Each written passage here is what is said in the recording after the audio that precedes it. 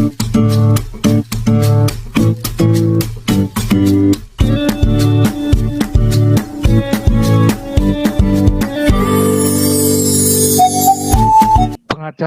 sama klien itu pasti saling berkomunikasi. Nah, ketika pengacaranya udah sulit diajak komunikasi, berarti udah masuk angin. Memang saya sebagai advokat, ya, saya greget saya ngelihat tindakan rekan saya Kamarun ini kok begitu-begitu aja gitu, kayak pengacara yang baru 5-10 tahun jadi lawyer gitu. Padahal saya tahu dia udah 15 tahunan ada itu. Karena seingat saya dulu waktu kasus Muchtar Pakpahan dulu, waktu saya gugat Presiden Soeharto, kalau nggak salah sama dengan dia dulu tahun 2000-an itu, saya sama Kamarudin. Pak Batiar, Iya, nah kita punya bagus nih. Nah, jadi bisa nggak untuk suatu kasus itu ya, memang bisa mulus karena orderan dari satu pihak yang tinggi lah, katakan gitu Pak ya, karena dia nggak hanya jabatannya tinggi, tapi uangnya juga tinggi, ya, semua dibayarin gitu Pak ya. Di mana pos-pos yang kira-kira bisa nanti menghambat dibayarin, gitu maksud saya Pak. Bisa nggak gitu Pak? Kalau zamannya sekarang ini, sejak zaman Tito agak sulit Pak Matias. Kalau zaman Soeharto sama jalan sebelum Tito itu mudah sekali. Itu pertanyaan yang tidak perlu ditanyakan lagi. Pokoknya duit berbicara. Kalau zamannya Tito memang uang bicara, tetapi ya media sosial itu juga penting, opini masyarakat yang dibangun. Hakim itu beda banget. Zamannya itu beda banget. Bahkan polisi, seakan-akan polisi memang ingin benar-benar bersih-bersih ya. Walaupun selalu ada polisi-polisi brengsek, itu selalu ada yang begitu ada. Tetapi kalau pembuktian tadi tidak terpenuhi, tetap polisinya nggak mau Pak. Artinya kasusnya KC ini bisa saja KC bisa cuma kena 10 bulan itu bisa Pak. Kalau ketemu dengan orang yang beres, polisinya beres, mau ditekan kayak apa nggak mau dia, pokoknya salah tapi nggak mau semena-mena gitu loh. Itu ya, tetap betul. ada Pak, karena kasusnya saya pernah bebasin orang, ya saya tidak kasih 1 rupiah pun, saya sampai kaget itu. Saya cuma datang sama hakimnya, Pak ini orang nggak ada yang urus, ini anak jujur. Terus loh kenapa begini, dia tanya sama saya gitu kan. Terus begitu saya Pak berapa ongkosnya, kami akan carikan Pak. Bilang, oh enggak Pak, nggak usah Pak, nggak usah. Tapi bebas ya. Nah, jadi pas ketemu hakimnya nih orang Hindu, kayaknya orang Hindu Bali gitu, kayaknya ya, yang di Jakarta. Selalu ada orang yang jujur gitu. Kalau pas kita lurus ya ketemu orang yang lurus-lurus itu ya selalu ada Pak. Dan orang yang saya bebas ini benar-benar bebas Pak. Bisa menang padahal sudah ditahan 6 bulan Pak. Bisa benar-benar lepas Pak. Tapi dengan artinya tanpa uang pun bisa, karena di zaman sekarang nampaknya antara kebaikan dengan kejahatan ini, kebaikan ini sedang unjuk-unjuk gigi Pak. Penegak-penegak hukum yang lurus-lurus ini lagi unjuk gigi semua. Tapi tetap ada, uang itu bermain ya tetap ada Pak. Kalau ada uang tetap lebih lancar di mana-mana juga. Hanya balik lagi, kok yang saya lihat sebenarnya kasusnya KC ini bisa dikondisikan dengan penyidiknya Pak. Robot suaranya Pak Pol.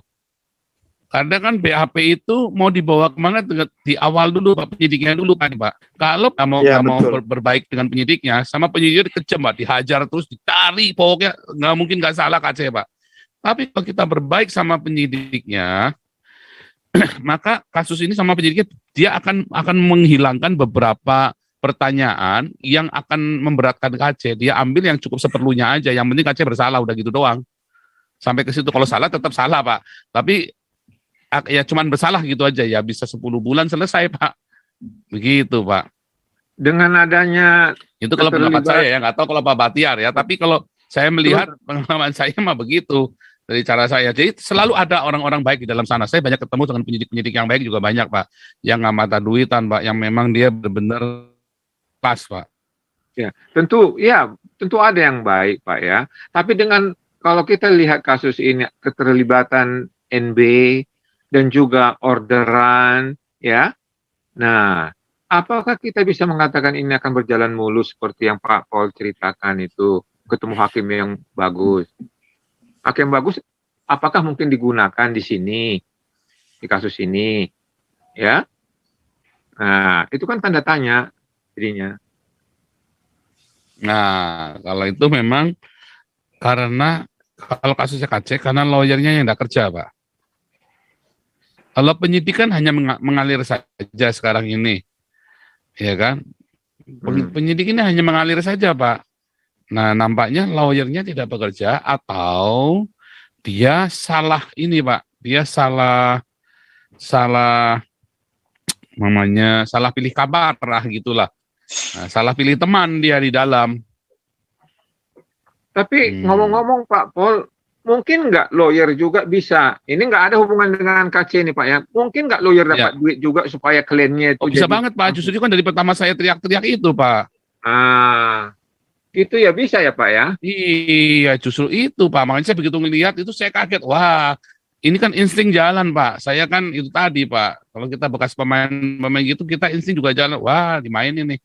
Nah, saya tidak pernah menyalahkan si Saifuddinnya atau siapapun. Saya salah. Ini lawyernya udah.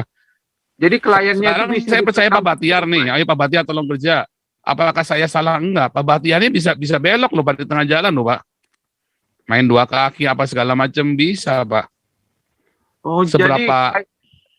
Jadi kliennya karena lawyer kan memang ada settingan begitu Pak. Sudah ada settingan. Bagaimanapun juga dia hidupnya kan dari penderitaannya orang. Sekarang tinggal dia punya hati nurani apa enggak ada si lawyer ini. Kalau dia punya hati nurani, oke, saya dibayar cukup. Tetapi ada yang nggak punya hati nurani, saya akan habiskan, saya akan sedot sampai habis. Wah, ada Pak. Dan itu sudah bolak-balik Pak. Nggak urusan menang kalah dia Pak.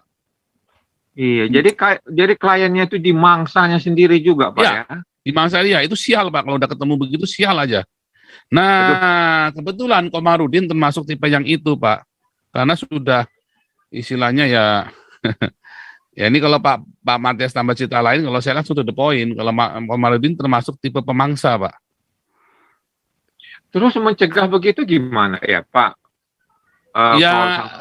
Sekarang masalahnya kalau saya, misalnya kasusnya KC ini, sudah 2 orang mau tolong KC sudah siap keluar duit sampai ratusan juta loh Pak.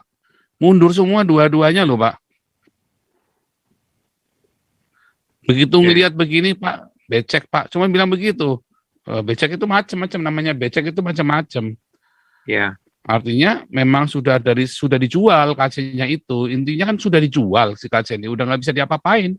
Polisinya juga susah. Sekarang kalau ada polisi baiknya pun mau masuk ke sana, bunuh diri dia Pak. Polisi baik pun dia mau masuk, kecuali tiba-tiba nih Kapolri tiba-tiba oke penyidiknya ganti. Itu mujizat namanya Pak.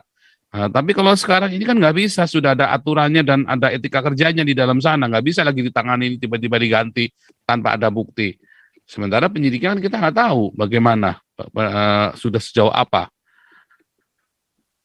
Kalau misalnya Napoleon Bonaparte nggak ada kaitannya dengan penyidik, saya yakin Pak, kasusnya si Bonaparte itu nggak ada kaitannya dengan penyidik Pak, itu memang kecelakaan itu Pak. Kalau kasusnya Bonaparte itu kecelakaan murni itu Pak. Ya. Tidak diduga oleh Kabar Reskrim dan tidak diduga oleh Kapolri sekalipun. Iya. Oke, kita lanjut dulu nih ya. Pak Batiar, gimana Pak Batiar? Mau meresponi tadi Pak Batiar? Ya, yang penting alat-alat buktinya itu Pak Paul, kalau itu. Ya, alat buktinya. Kalau sekarang sudah tinggal lawyernya si KC, kasih alat bukti, kasih saksi-saksi. Cuman saksi ahlinya nggak ada yang mumpuni. Oh begini, Pastor Paul, ini kalau mengenai 156A, itu ada komentar, ini pendidikan dulu ya, reserse yang dulu itu, awal-awal kemerdekaan, ini dari buku ini, R. Susilo nih, saya ambil Pak Paul. Jadi, mengenai pasal 156A, Jadi barang siapa melanggar ketentuan dalam pasal 1 di atas, yaitu bersifat permusuhan, penyalahgunaan atau penodaan, penistaan yang sekarang, ia diberi peringatan dan diperintahkan untuk menghentikan perbuatannya itu di dalam suatu keputusan bersama Menteri Agama, dalam hal ini Kemenak, Menteri Jaksa Agung, dalam hal ini Jaksa Agung, dan Menteri Dalam Negeri. Jika yang melanggar itu suatu organisasi atau suatu aliran kepercayaan, ia oleh Presiden setelah mendapat pertimbangan dari Menteri Agama, Jaksa Agung, dan Menteri Dalam Negeri dapat dibubarkan dan dinyatakan sebagai organisasi atau aliran terlarang. Nah, inilah makanya itu ahli hukum itu tidak akan terlibat atau artinya menilai-nilai kaidah agama, nggak mau. Makanya diambillah itu yang melanggar itu diberi peringatan. Oleh Harusnya. siapa? Lo memang begitu. Memang Tapi begitu. kan KC nggak ada peringatannya, Pak. Kalau kayak Iya. Abdul Somad kan dikasih peringatan dulu sama MUI. Ya itu kan nanti diuji di Ya kan, pengadilan. dipanggil klarifikasi. Kalau NKC Iya. kan enggak, Pak, langsung dihantam, Pak. Iya, itu dia. Ini makanya kalau ahli hukum ya tidak akan mau menilai-nilai kaidah agama. Biarkan kaidah agama yang menilai. Ini seperti apa tuh pemeriksaan pidana sistem juri di Amerika, yang menyatakan bersalah atau tidak bersalah adalah juri. Ya, Hakim nanti kasih putusan. vonisnya, kasih putusannya, vonisnya. iya, kasih Iya, hukumannya. ini pun begitu. Ya, yang mengenai apa? Mengenai kaidah agama ya nggak mau. Seharusnya ahli hukum itu ikut campur, nggak mau. Kalau memang kayak ada tambahan, saya rasa kawan saya pun juga bisa itu. Pak Paul itu, Pak Tito ada kebetulan saya lihat ini masuk Iya. di Zoom ini.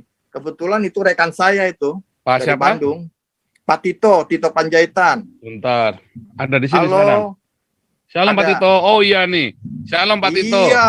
Wah, itu- ini. itu Pak Tito boleh nih Pak kasih. Wah, kasih- kondang itu Halo, kalau Pak di Paul. Bandung kondang itu. Shalom Pak Tito. Halo Pak Waduh. Paul. Ah, ini kumpul semua. Masih newbie nih. Pak Paul. Panglima Ini saya baru hukum kita ini. Harus dipancing dulu Pak Paul. Bentar, nanti Iya. setelah balik ya. ini saya baru Lagi tahu ada Zoom. ternyata Ya. pemburu Oke, harta Pak. karun ini Bang Baktiar. Mas, selama ini saya nggak tahu. Saya cuma lihat judulnya aja. Makanya saya masih newbie nih, baru kedua kalinya saya hadir di Pak Paul.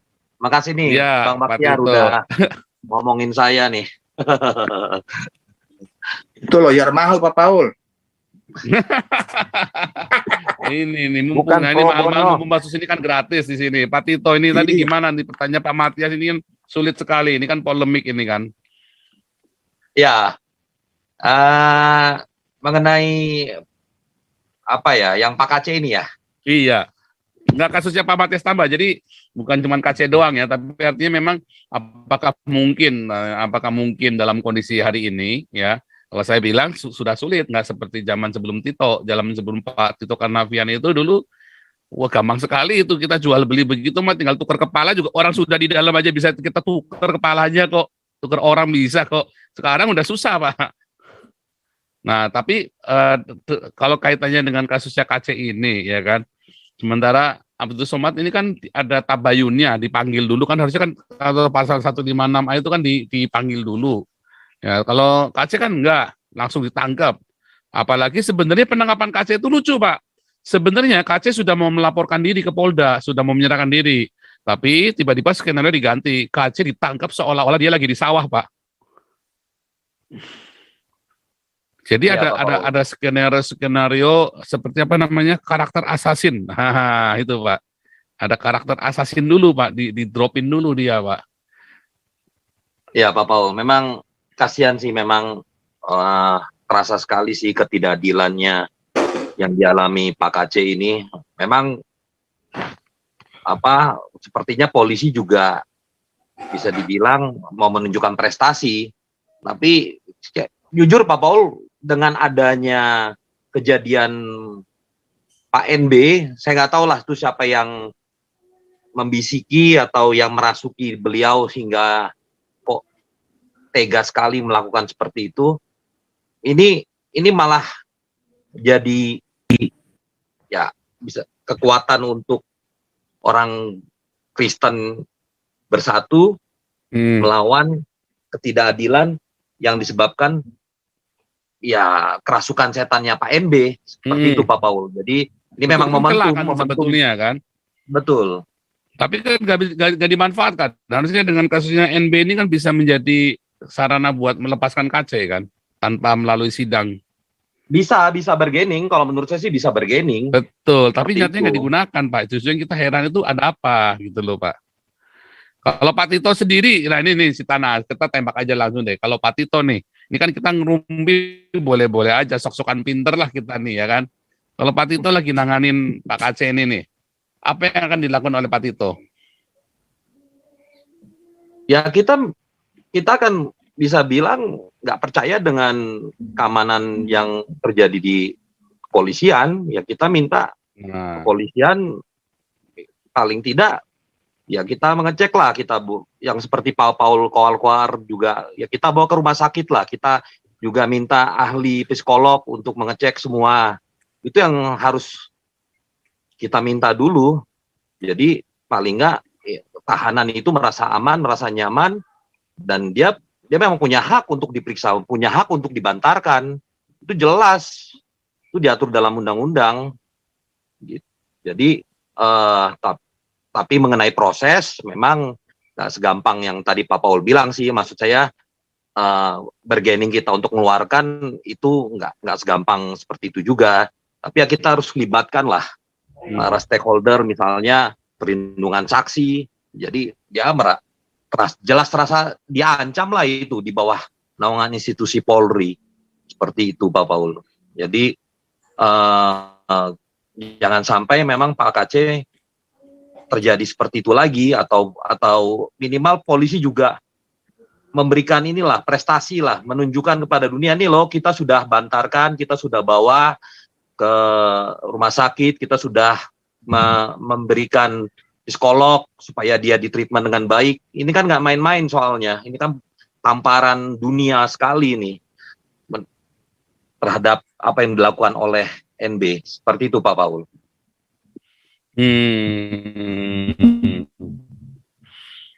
Artinya apakah Kalau untuk membebaskan saya pikir bergeningnya bisa, tapi tetap harus mengikuti formil. Mungkin bisa jadi tahanan rumah atau penangguhan penahanan, itu mungkin bisa dibantarkan Pak, di pembantaran di rumah sakit. Pembantaran, betul. Ya, jadi pembantaran terus jadi rumah tahanan. Itu tidak melakukan tindakan itu gitu loh Pak. Betul. Ya, saya nggak mau kenapa melakukan pembantaran itu? Maksud saya gini, saya nggak mau mengkritisi nanti, karena saya kebetulan kenal sih dengan si Martin, beberapa kali saya pernah ketemu sebelum kasus ini ya. Terus saya kenal, cuman maksud saya nggak mau ini lah, karena nggak enak Pak Paul, bukan tapi bagi saya sih ya memang kenapa keluarganya percaya gitu memilih dia, itu yang bisa dibilang privilege saya pengacara. Seperti itu Pak Paul. Memang kadang-kadang kalau kita sama pengacara, kalau kita cuma saling menyalahkan nggak etis juga buat saya gitu Pak Paul. Bukannya saya nggak mau mengkritisi, tapi memang sebaiknya tolong dong pengacara tunjukkan dong kalau Anda sudah maksimum untuk klien Anda. Tunjukkan kepada kami kan punya semacam beban, punya perhatian yang khusus kepada Pak KC atas apa yang dialaminya. Nah, jadi tunjukkan kepada kami kalau dia sudah dibantarkan di rumah sakit, diperiksa oleh dokter yang terbaik, ya kan, apalagi banyak donatur diperiksa oleh psikolog yang terbaik. Ya, kalau dia memang mentalnya kuat lah, seperti itu, dibantarkan. Jadi saya pikir itu merupakan salah satu tugas lawyer juga, seperti itu Pak Paul. Betul, artinya Pak Tito dan Pak Batiar kan sepakat ada sesuatu yang janggal di sini kan, intinya kan begitu. Kita mungkin ada Ya kurang kode maksimal lah, kurang kurang maksimal. maksimal deh, jangan ngomong janggal, Kurang tapi maksimal. ada yang tidak Iya. maksimal itu tadi gitu. Nggak enak Pak Paul kalau kita bilang Iya, ada seperti yang itu. tidak Betul, kurang maksimal maksimal. kan kita nggak tahu apa itu lah intinya begitu kan. Kan ada yang kalau kami bilang ini janggal, tapi kalau bahasanya kan kurang gitu masa nggak bisa sih kan begitu kan. Harusnya gini doang. Ya ini guys. Setuju. Kalau itu saya Nah, setuju. apalagi kita yang sudah tahu dalam sana Pak, sampai dua orang sponsornya itu mundur Pak, mundur. Padahal mereka Pak kita tinggal berangkat Pak, tapi nggak boleh ketemu Pak. Kalau kan ketemu kita nggak bisa Pak, harus sama lawyernya Pak. Nah, kalau sudah sama lawyernya begitu kita nggak bisa Pak, nggak mau ya repot udah. Pak Tito, bisa tanya Pak Tito? Silakan Pak. Maaf ya Pak Paul ya. Ya boleh kenapa Pak? Kasus yang saya ceritakan tadi adalah misalnya ada nggak kemungkinan karena ada kasus orderan misalnya ya, kemudian dia mengatur di setiap pos untuk dibayarin supaya orang ini entah bagaimanapun dia harus masuk 10 tahun kek, 20 tahun kek, begitu Pak ya. Tapi ya yang masuk akal lah hukumannya. Jadi termasuk pengacaranya sendiri dibayar, dimangsa kliennya. Bisa nggak kira-kira begitu terjadi Pak? Pada prakteknya ya sering terjadi Pak. Cuman kan nanti saya karena ini Dalam kasus lain Pak, jangan kasusnya KC Pak, Jangan dalam kasus kasus lain lain. Pak, di negeri antah berantah lah gitu Pak. Maksud saya. ya saya ini karena area publik, jadi saya juga harus hati-hati berbicara. Jadi bisa dibilang ya pada prinsipnya kita harus menghormati Ya, sistem hukum termasuk kepolisian kan memang bisa dibilang ada oknum-oknum polisi yang menyalahgunakan jabatannya termasuk mungkin oknum-oknum pengacara yang bisa dibilang ya bekerja sama lah menjadi semacam maklarnya oknum polisi tersebut. Itu fakta sampai saat ini terjadi, itu fakta. Itu hanya saja kan kita nggak bisa ngomong memboborokan oknum tersebut gitu loh ya Pak, nggak dong. bisa. Ya. Kita sih Selalu oknum itu Ya. selalu ada Pak. betul Ya. betul setuju oknum itu selalu ada, itu yang memang kasihan sih. Tapi saya sih berharap, maksud saya dengan adanya media seperti ini ya Pak Paul kan orangnya berani lah, tegas lah, luar biasa lah, saya salut lah dengan Pak Paul dengan Haleluya. apa yang Pak Paul kerjakan ini. Saya yakin itu untuk keselamatan atau keberlangsungan eksistensi Kristen, pertumbuhan Kristen di Indonesia ini. Ya kita memang Bhinneka Tunggal Ika seperti itu. Nah, suara-suara Pak Paul ini yang akan mendobrak kepolisian untuk lebih baik lagi. Saya yakin seperti itu. Kalau Bapak tadi yang pertanyaan tadi itu jelas Pak, ya dalam praktek itu sangat bisa terjadi seperti itu Pak. Terus Pak, untuk mencegah itu bisa terjadi sama kita, kepada kita, dalam kasus kita, apa kira-kira ciri-ciri pengacara yang bagus Pak? Karena kadang-kadang kita merasa, oh ini sudah diberi Tuhan gitu sama kita, ternyata enggak gitu. Apa ciri-ciri pengacaranya yang harus kita lihat Pak? Terima kasih Pak. Gini Pak, pengacara kan memang bertugas memberikan report ya Pak ya.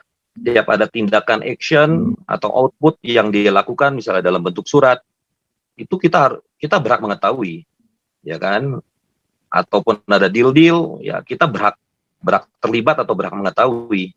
Seperti itu Pak. Jadi ya Bapak jangan ragu untuk menanyakan hak-hak Bapak dalam kasus yang Bapak alami. Dan jangan takut gitu, kalau Bapak udah tanda tangan kuasa, udah percaya pengacara yang akan membereskan segala kasus Bapak ya berikan kesempatan dulu, tapi jangan takut juga untuk bertanya, jangan takut untuk ngerecokin. Menurut saya seperti itu, memang itu satu-satunya langkah. Kalau perlu. Bentar, saya pertajam Pak Tito. tadi pertanyaannya benar Ya. tadi, jangan takut untuk ngerecokin. Ciri-cirinya kalau lawyer ini sudah bermain dua kaki. Ya, ya. Lawyer apa saja, mau itu mafia tanah kan kita sering ketemu kan. Mau lawyer pro bono mau lawyer yang sudah dibayar. Oh, itu banyak itu lawyer-lawyer kalau yang udah bener-bener dia udah haus, apalagi kalau dia udah pakai narkoba, itu biasanya lawyer-lawyer ini udah nggak jelas semua ini, Pak. Nah, sekarang kita tahunya nih orang ini sudah bermain dua kaki, sudah mengkhianati kita, lawyer ini. Tahunya dari mana, Pak Tito? Kayak kasusnya Pak Victor kan itu malah adiknya sendiri itu, Pak Victor Mandayo itu. Iya. Itu tahunya dari mana? Pak Victor tahunya sudah terlambat, baru tahu tuh Pak Victor ini. Ini coba nih Pak Victor ya nih. Pak Victor udah masih terjaga kah? Iya, masih Pak. Nah, ini coba nih Pak Tito ya, kita dengar ini ceritanya Pak Victor cerita lagi Pak, kasusnya Pak Victor itu padahal lawyernya kan masih kerabat ya kan? Iya, betul. Kebetulan itu masih adik ipar. Jadi kasus saya itu waktu itu ribut masalah karena mereka menjual tanah ke saya harga 2,5 M. Ternyata cek per cek tanah itu ada di Riau. Ternyata itu punya perusahaan yang perusahaan minyak Chevron.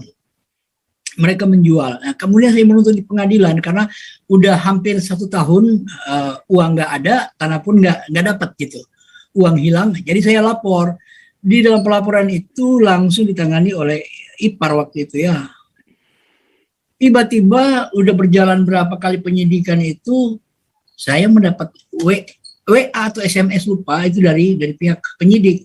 Pak, katanya dibatalkan. Lah, saya kaget. Lah, ini akan bawa tanda tangan, dikirim fotonya. Saya bilang itu bukan tanda tangan saya, kan kalian penyidik kan tahu bentuknya itu bukan. Ternyata dari lawyernya sendiri yang membatalkan. Nah, mereka mengambil uang itu nggak tahu gimana kerjasama. Hanya memang kehilangan duit gitu loh. Saya kehilangan semuanya. Jadi uang melayang sampai saat ini dan tanah nggak dapat. Dan mereka juga bebas dari hukuman. Orang-orang itu cuma karena waktu itu terhitung oleh keluarga, saya nggak menuntut untuk ke lawyernya. Saya nggak memperkarakan, Pak. Jadi memang adik ipar sendiri yang hajar uang itu. Mereka Tahunya tapi udah terlambat kan? Setelah ini udah terlambat, ya toh? Iya. Nah, oke. Sekarang kita tanya Pak Tito, tahunya dari mana kan? Pak Tito kan ini kebetulan Pak Batia juga, mungkin Pak Batia atau Pak Tito. Tahunya dari mana kita tahu kalau ada lawyer yang kita percaya ini sudah main dua kaki? Nah, ini memang rahasia profesi ya. Minta maaf nih kita nanya ini rahasia profesi memang ya. Tapi kita memang pengen tahu Pak, karena ini kan pengetahuan hukum, pendidikan hukum buat rakyat jelata ini kan. Ya, simpel sih Pak. Pertama sih komunikasi dengan lawyernya. Kalau memang lawyernya susah dihubungi, ya itu tanda-tanda lah. Tanda-tanda lawyernya berarti ada sesuatu yang nggak terbuka atau ada sesuatu yang ditutupi. Seperti itu. Memang kadang-kadang klien harus ngerecokin sih Pak. Itu kalau saya sih malah lebih senang direcoki karena dalam arti malah terjadi gestur keakraban lagi seperti itu Pak. Tapi ya kalau jangan sampai, biasanya emang kelemahan lawyer itu kalau begitu udah terima fee perkara dicuekin, orang yang nggak mau dihubungin. Nah seperti itu. Jadi kebanyakan hampir semua lawyer seperti itu karena mungkin ada pengaruh organisasi kita yang sudah terpecah. Itu salah satu kenapa bisa dibilang banyak lawyer abal-abal, karena organisasi lawyer yang sudah lebih dari mungkin 40 organisasi. Bahkan Pak Paul pun berarti nggak dibawa peradi lagi ya lawyer ya? Enggak Pak, dulu sebelum 2015 memang masih peradi yang memonopoli atau organisasi tunggal lah bisa dibilang seperti itu. Sekarang udah banyak Pak, dan sejak 2015 ya Pak ya, betul ya? Sejak 2015 dan ya, sampai sekarang itu akan tambah lagi mungkin ratusan organisasi itu. Jadi Sontoloyo ya. Ngeri Pak, ngeri. Makanya jadi ya akhirnya kode etik itu bisa tidak ditegakkan itu Pak, kode etik lawyernya Pak. Ya, memang sanksi kan akhirnya kan? Bukan Pak, sanksi mungkin tetap ada, tapi masalahnya lawyer bisa jadi lompat-lompat, misalnya dari peradi bisa ke organisasi A, organisasi B. Peradi aja itu kan terdiri dari 8 organisasi. Jadi untuk membentuk Pradi itu sebenarnya ada 8 organisasi seperti AAI, Kadin, SPI, HKPI, HAPI. Jadi mereka aja udah 8 itu untuk mendirikan Pradi. Ketika Pradi pecah 2015, Pradi ada 3. Sekarang tambah lagi Pradi. Saya dengar ada 5 atau 6 Pradi yang memakai logo Pradi. Nah, itu mungkin Bang Baktiar juga tahu lah pastilah. Gimana komentarnya Bang Baktiar?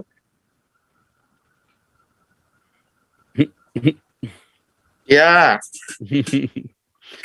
Ini pertanyaan memang sulit dijawab ya Pak ya. Ini rahasia perusahaan kok dibuka-buka di sini ya Pak. jadi begini Pastor. Jadi biasanya itu kita lihat dari klausula yang isi dalam surat kuasa. Nah, kalau si lawyernya dikasih kuasa sebagai sebagai malaikat ya, artinya tidak bisa dikontrol oleh si pemberi kuasa. Ya itulah akhirnya begitu, Pastor. Bisa terjadi yang seperti itu. Contohnya mengadakan perdamaian. Mengadakan perdamaian kan? Ya kalau saya tambahkan lagi, mengadakan perdamaian dengan persetujuan tertulis dari pemberi kuasa. Saya selalu tambahkan itu. Kenapa? Untuk kontrol diri saya dan sebagai orang-orang yang menandatangani surat kuasa juga mengerti. Kalau ini tidak dibatasi seperti itu, itu nanti bisalah seenak si penerima kuasa kan mengadakan perdamaian kan ya. Kalau menurut dia ini perdamaian ya udah, kita kan nggak tahu kan. Tapi kalau disebut mengadakan perdamaian dengan persetujuan tertulis dari pemberi kuasa, artinya si pemberi kuasa ini sudah tahu kenapa ini akan diadakan perdamaian. Itu salah satunya.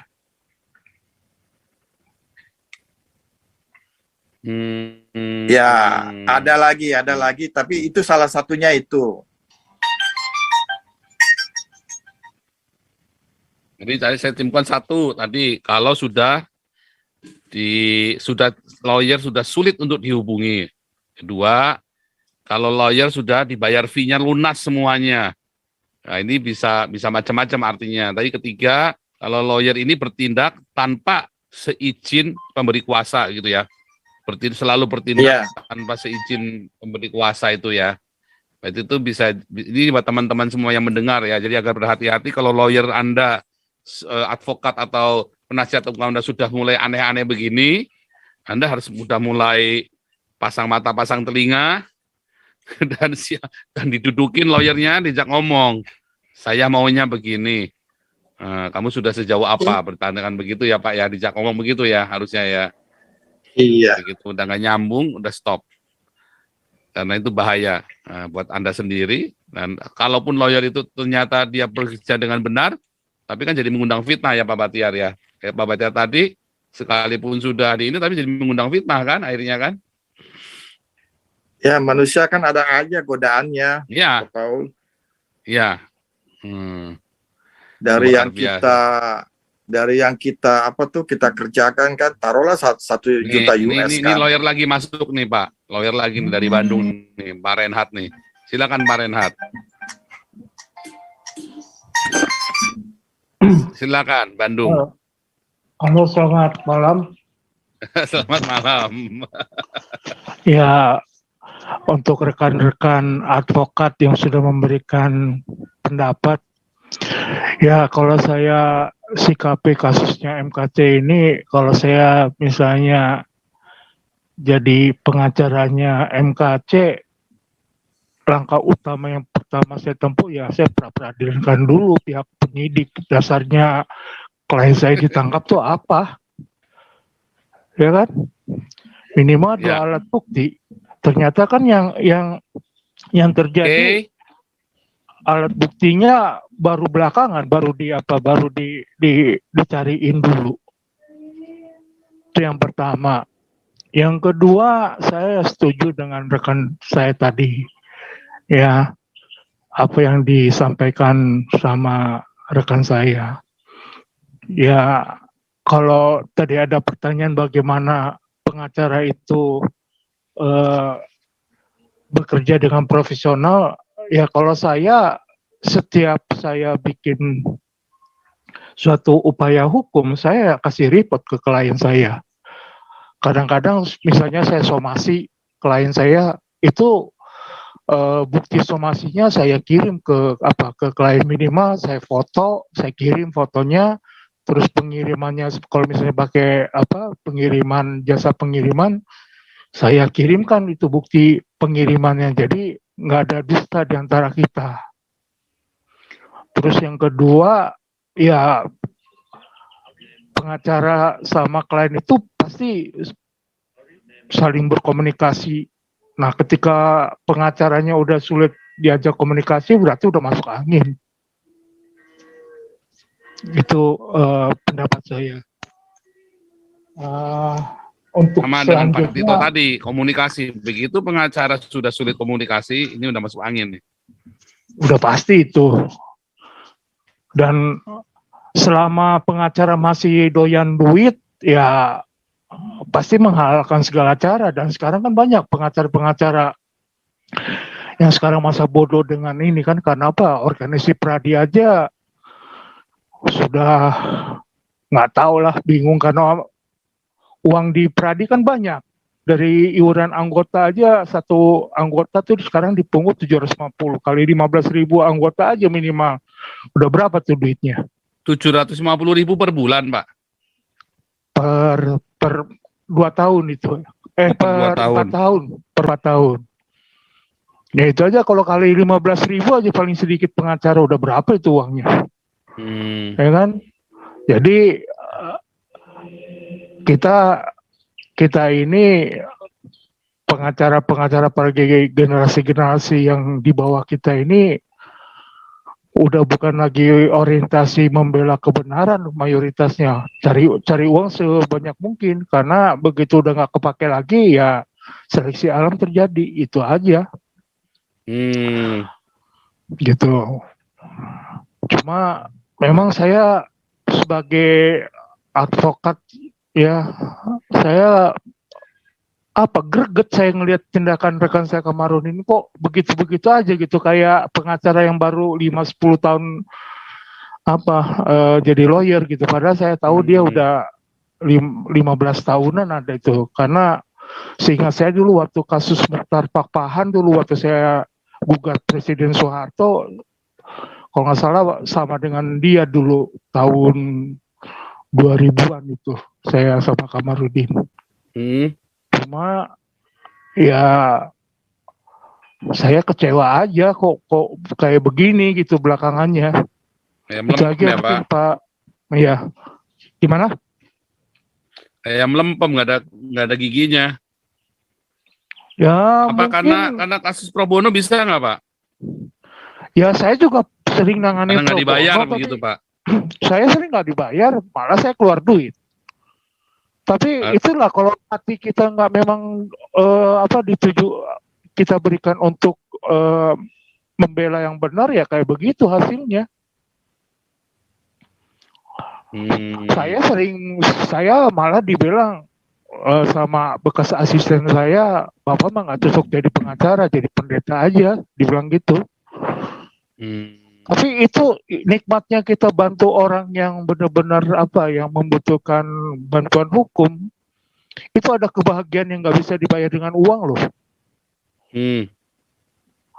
Ya, saya bersyukur sama Tuhan, saya sering bantu. Ya, doa dari klien itu kan didengar Tuhan pasti kan. Begitu juga kalau misalnya ada orang yang mengutuk kita kan, pasti didengar Tuhan. Apalagi doa orang yang teraniaya kan pasti didengar Tuhan. Itu jalan tol itu. Ya. Jadi artinya gini, Pak. Sebentar, Pak. Saya potong tadi, Pak. Jadi ya memang tadi kita sepakat ya. Memang ada yang janggal dengan entah kapabilitasnya atau prosesnya atau apapun dari si KC ini ya, Pak ya. dari lawyernya KC ini. Dan memang ini sebenarnya yang saya tadi kemarin tuh saya ributin ya yang begini Pak. Karena ini kan hal yang sepele sebenarnya, prosedur yang bukan dengan cara bersurat-suratan terus-menerus surat-suratan, tetapi udah action. Makanya kemarin saya tunjukkan WhatsApp dari Ketua Komnas HAM-nya kan kemarin saya tunjukkan juga. Mereka lagi nunggu, tapi KC-nya nggak datang. Jangan-jangan LPSK juga sama kasusnya. Ya kan, ke LPK sudah nawarin, tapi KC-nya nggak datang lawyernya. Ya apa yang mau diurusin dong KC-nya, jangan minta tolong. Nah lalu ada statement dari si pengacaranya KC, si Martin, bahwa tempat yang terbaik saat ini adalah di Mabes, tempat yang teraman dan terbaik buat KC.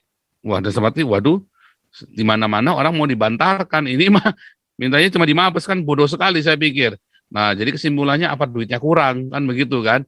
Makanya terus terakhir-terakhir saya dengar mereka di katanya ya, tadi kan dengar sendiri tadi kan dari beberapa orang yang dari YouTube-nya orang lain lagi, kok pada cari dada semua nih, turun pakai namanya istrinya Martin, pakai nama anaknya KC, pakai nama siapa lagi, kalau itu atas nama anaknya itu saya pernah di forward sama tanpa ragi itu ya, saya di forward atas nama anaknya KC itu buka rekening loh, katanya sudah duitnya sudah cukup itu kan. Jadi ya sudah, saya bilang ya udah, saya bilang nggak mau, ntar kikiran lagi saya buka rekening di sini ya kan, udah nggak usah, lagian udah cukup, saya kira 1 miliar, kemarin juga bilang sudah cukup. Nah jadi memang ada yang aneh Pak. Oke, ini selanjutnya ini Pak.